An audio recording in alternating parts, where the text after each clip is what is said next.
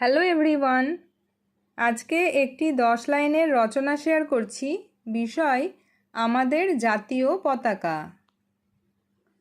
প্রতিটি স্বাধীন দেশের মতো আমাদের ভারতেরও একটি নিজস্ব জাতীয় পতাকা আছে।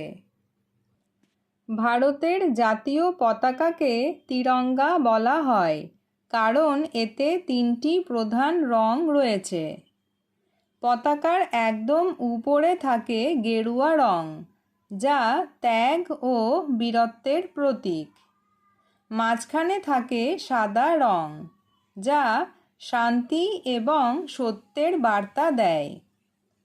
পতাকার নিচে থাকে গাঢ় সবুজ রং, যা দেশের উর্বরতা ও বিশ্বাসের প্রতীক। সাদা রঙের মাঝখানে একটি নীল রঙের চক্র থাকে, যাকে অশোক চক্র বলা হয়। এই অশোক চক্রে 24টি দণ্ড বা স্পোক আছে, যা আমাদের নিরন্তর অগ্রগতির পথ দেখায়।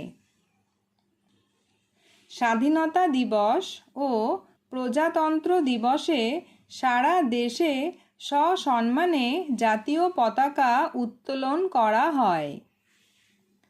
জাতীয় পতাকা আমাদের দেশের মর্যাদা, একতা এবং গৌরবের প্রতীক। আমরা আমাদের জাতীয় পতাকাকে অন্তর থেকে শ্রদ্ধা করি এবং এর সম্মান রক্ষা করার শপথ নিই।